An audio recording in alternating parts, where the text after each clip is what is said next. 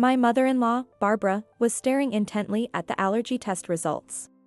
The moment she confirmed our child's blood type, she started screaming. "You're the worst. This isn't our son's child. We are all type O." She crumpled the test result paper and threw it to the floor in a frenzy. "I knew something was off since you announced your pregnancy. You cheated, didn't you? Divorce my son immediately." I quietly picked up the crumpled test result paper from the floor. And then, I instantly realized something. "You're right, Barbara. This is not your son's child. My name is Emily, 34 years old.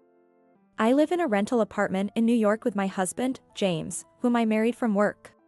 Despite being busy with work, James is a kind man who actively helps with household chores. Today, when I came home, he had washed the frying pan and dishes used for breakfast. Hey! Don't overdo it with helping your juniors. If you keep working overtime like this, you'll exhaust yourself. I know that, but I can't help myself. I just end up helping." As I changed into my loungewear in the bedroom, a delicious smell wafted in from the kitchen. Today's dinner was my favorite, James' original fried rice. I grabbed a can of beer from the fridge and glanced at the calendar on the wall, noticing a big circle on the 10th. Oh, I had completely forgotten, but next Friday is our 7th wedding anniversary. How about we go out to eat next Friday? I feel like having French cuisine. I thought you might say that, so I've already made a reservation at a French place in Brooklyn. Really? Thank you. I'm really looking forward to it. As I stuffed my mouth with fried rice, I couldn't help but think about how 7 years had already passed since we got married. We don't have children. I thought having kids would be natural once we got married. But even after a year, 2 years, I wasn't getting pregnant. My younger sister, who got married 4 years after me, is now a mother of 2, and my friends were getting pregnant one after another. In the first few years, I didn't feel rushed and could genuinely be happy for the pregnancy announcements of those close to me. However, now I overreact even to the pregnancy announcements of celebrities who have nothing to do with me. I was getting disgusted with myself for not being able to genuinely celebrate others' happy news. Why can't we have a baby? My search history on my phone was filled with pregnancy-related keywords. Whenever I had free time, all I could think about was babies. Adding to this stress was my mother-in-law, Barbara. The word taboo doesn't exist in her dictionary. Recently, she suddenly showed up at our apartment, making snide remarks about our inability to have children and urging me to divorce. "Emily, when are you going to get pregnant? I'm tired of waiting. This is something we have no control over. I'm doing everything I can. Don't you feel sorry for James, not being able to become a father? I also want to see James as a father as soon as possible. If you think that, then divorce him. I believe there's someone more suitable for James. If he marries a healthy woman who can conceive, he could become a father right away." Even after hearing such harsh words with a straight face, I've managed to get by thanks to James and his father. They are always on my side. If anything, they seem fed up with mother-in-law, who is obsessed with having grandchildren. I've been keeping my distance by not contacting her myself, avoiding places she frequents, and doing the minimum for Mother's Day and her birthday. As usual, after dinner, James and I were watching TV together. That day, I felt a bit feverish and not in the best shape, so I decided to check my temperature, and I had a slight fever. It was 99.5 degrees Fahrenheit. I tend to feel unwell before my period. Checking my phone app to predict my period, I realized it was later than usual. In a hurry, I used a pregnancy test kit stored in the bathroom, and it clearly showed positive with 2 lines. "James, look at this." "What? Does this mean you're pregnant?" "Yes. I'm pregnant. We finally have a baby coming." I was so overwhelmed with joy that I collapsed in tears on the spot. How much time and money had we spent to reach this moment? James double-checked the pregnancy test results several times before hugging me tightly. "Thank you for giving up alcohol, smoking, and saunas. You can indulge in them again now." "No, compared to your efforts, my sacrifices were nothing. I'll wait until you safely give birth before I drink again. I'm already looking forward to our celebration drink." A few days later, a visit to the obstetrician confirmed the pregnancy. There was a baby inside me. It was a strange and warm feeling that I experienced for the first time. I didn't care about the gender. I just hoped for a safe birth. Once the baby's heartbeat was confirmed, I got a mother-child health handbook from City Hall and started searching for a hospital for the delivery. The severe nausea felt like hell, but thinking of it as a sign that the baby was healthy helped me endure it. I still vividly remember the moment I first felt the baby move. James would talk to the baby every day, placing his hand on my belly. "It's Daddy. Come out soon. Hey, that's not good. It's too early for that. Oh, right. Stay inside a bit longer." At 8 months pregnant, I took maternity leave and enjoyed a relaxing maternity life. One day, while watching a movie at home with James, I felt a sudden burst and my pants got wet quickly. I immediately knew my water had broken. James panicked. There's a saying that mothers are strong, and it's true. I was incredibly calm. When we called the hospital where I was supposed to deliver, they told us to come immediately, so we took a taxi there. I was about to meet our baby. I felt more excitement than nervousness. Upon arriving at the hospital, labor began. However, the process turned into a long battle. Hours passed, and the baby still hadn't descended, leaving me physically and mentally exhausted, screaming loudly throughout the hospital. "I can't do it anymore. It hurts. It hurts." With the baby's heartbeat dropping, the doctor decided on an emergency C-section.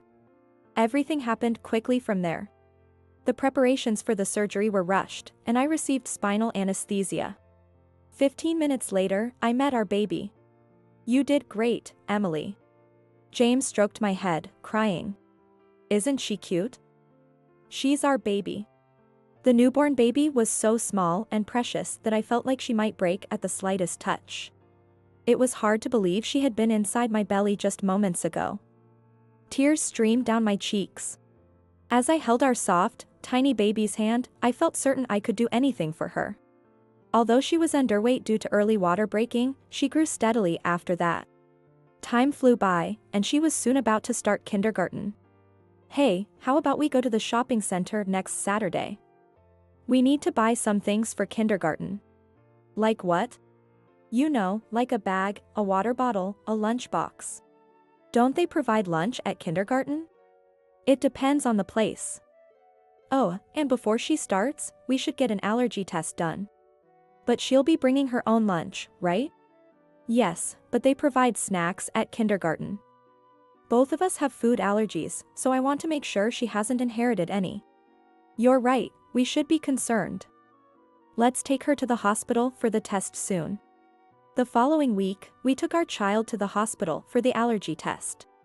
On the questionnaire, there was an option to check the blood type as well. Since it was free, I decided to check it off. The test results would be mailed to us later.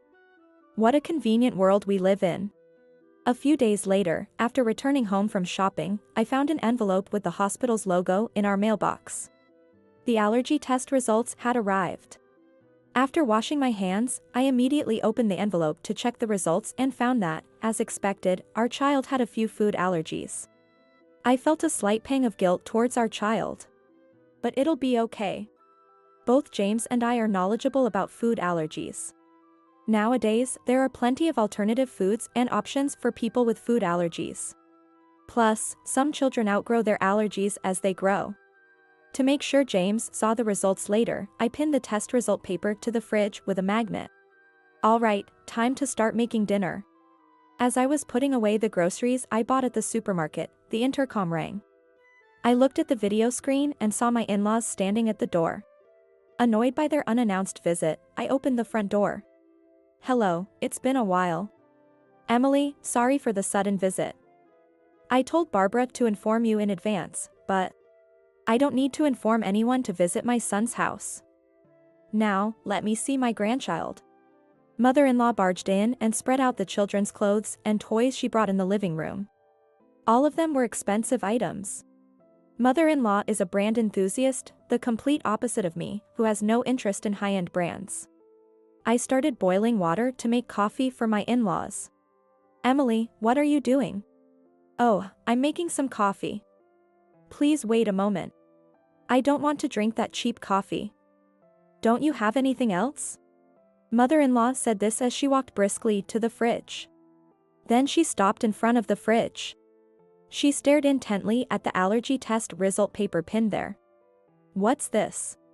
Oh, I thought we should test for food allergies before she starts kindergarten. No, not that. I'm talking about the blood type. What? I moved my gaze to the blood type section next to our child's name. It said type A. Mother-in-law, her face turning red with anger, started yelling at me. Emily, you're the worst. Please calm down, Barbara. Calm down? This isn't our son's child. We're all type O. Mother-in-law crumpled the test result paper and threw it to the floor in a fit. I knew something was off since you announced your pregnancy. Emily, you cheated, didn't you? Divorce James immediately. And I'll be demanding alimony. I quietly picked up the crumpled test result paper from the floor. And then, I instantly realized something. No, Barbara, you're wrong. James is not your son. I continued, facing mother-in-law, who was standing there dumbfounded in front of the fridge. James is type A. Then mother-in-law began yelling that it was impossible, insisting mother-in-law and father-in-law were both type O, and accusing me of lying. When James was born, people in the hospital said he was also type O. Mother-in-law didn't know that the blood type at birth isn't always reliable and can change as a child grows. Here's the proof. I seized the opportunity to show mother-in-law a certain document. It was the blood test result James had from when he was undergoing fertility treatment. The blood type listed there was unmistakably type A. Seeing this, mother-in-law's face turned pale, and she sat down silently on a chair. She began to sweat profusely, clearly distressed. Father-in-law, who had been silently observing, finally spoke. What's going on, Barbara? There's a reason for this. A reason? Are you going to make excuses? Don't be ridiculous. I had never seen father-in-law this furious before. I quickly told my child to go play in his room, not wanting him to hear such a heated conversation.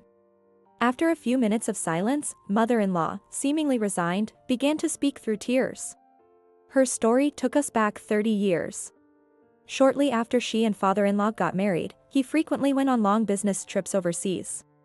As he worked for a trading company, he couldn't refuse these trips regardless of the circumstances. Mother-in-law, having moved away from her hometown for the marriage, had no friends nearby and succumbed to loneliness, leading her to an affair. To make matters worse, her affair was with one of father-in-law's cherished juniors. James was the child of mother-in-law and her affair partner. After hearing her story, father-in-law left without a word. Mother-in-law too, eventually stood up and left, wiping away her tears. How would James feel about this truth? I was worried only about James. Surprisingly, James didn't seem shocked.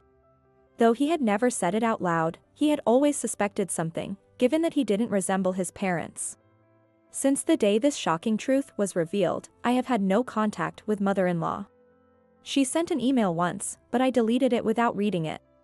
James suggested cutting ties with her, which I agreed to. After that, father-in-law, furious at being deceived for over 30 years, handed mother-in-law divorce papers. It was the natural outcome. Mother-in-law, having committed adultery, had no right to refuse, and the divorce was finalized without issue.